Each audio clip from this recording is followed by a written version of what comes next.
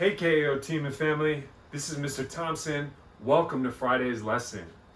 For today, we're going to be identifying cause and effect relationships between individuals, events, and ideas in informational text.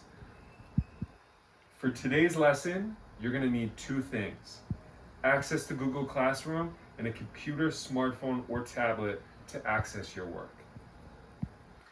Key points for today's lesson. On Wednesday, we worked on a lesson about analyzing interactions between individuals, events, and ideas to try to figure out how they influence one another. In this lesson today, we're going to be analyzing specifically cause and effect relationships. A cause makes something happen. An effect is what happens as a result. Remember that one factor or set of factors may cause one or more effects. Now, it's really important that we master this skill of identifying cause and effect relationships, because it's going to make us better readers and it's going to help us when we're unpacking these difficult, complex informational texts.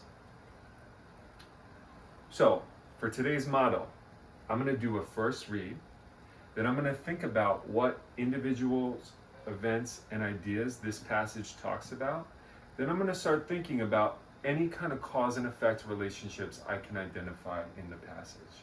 Once I have those cause and effect relationships in my head, I'm going to put them into this graphic organizer, okay? A cause and effect. Remember, a cause is what makes something happen. An effect is what happens as a result of the cause. So here we go.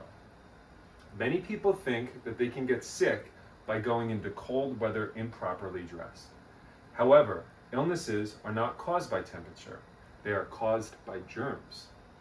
So while shivering outside in the cold probably won't strengthen your immune system, you're more likely to contract an illness indoors because you will have greater exposure to germs.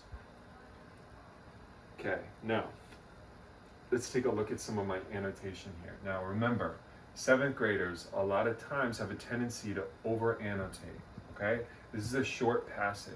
So really, while I'm annotating, I just want to pull out or isolate individual people, ideas, and events, okay? So, for people, I ask myself, who is this about, okay? Who is this passage focusing on? What individuals? And really what I isolated was many people. So who is this about? It's about many people, what they think, what idea they're wrapped up in, okay? And what ideas are mentioned here?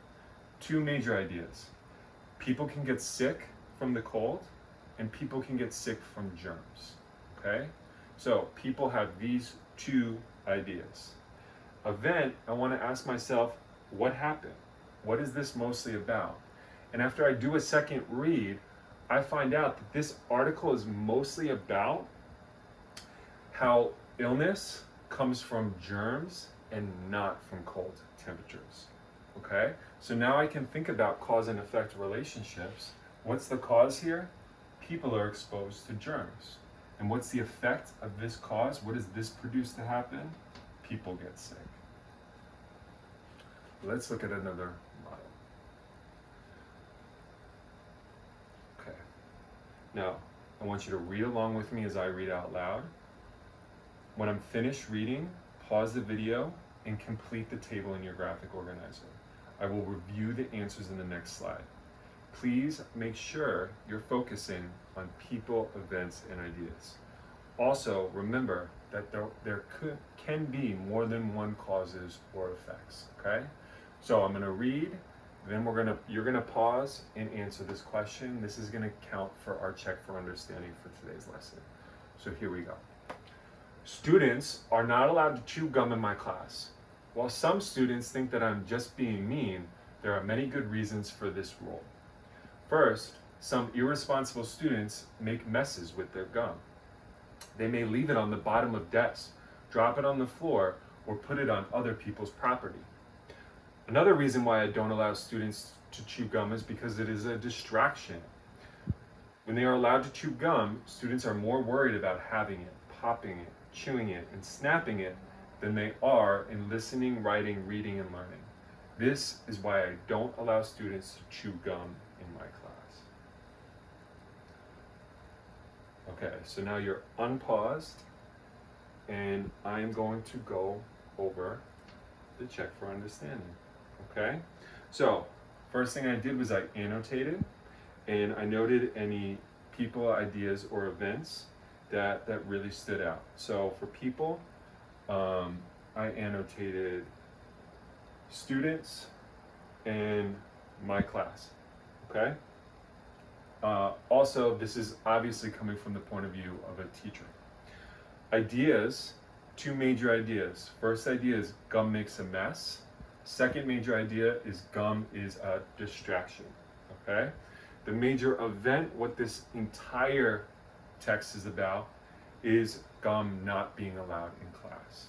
Okay. So what I had were two causes here and one effect. First cause, gum makes mess in the classroom.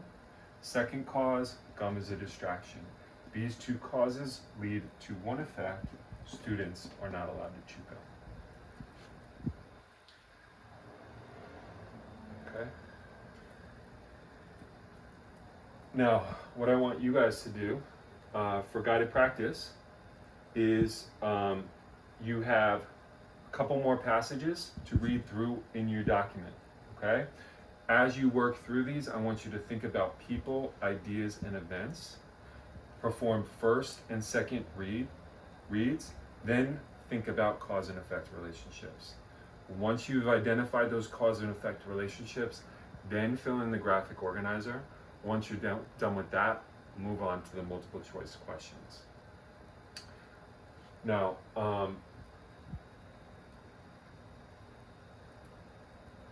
today we worked on a lesson about analyzing interactions between individual events and ideas, and we focused specifically on cause and effect relationships. Okay? Remember, a cause is what makes something happen, an effect is what happens as a result of the cause. Paying attention to these relationships and understanding these relationships is just going to make you a better reader. It's going to make you more adept with using these informational texts and answer questions and writing about them. So hope you guys had a great lesson. Thank you so much for your time and attention, and I'll see you guys next week, and have a fantastic weekend.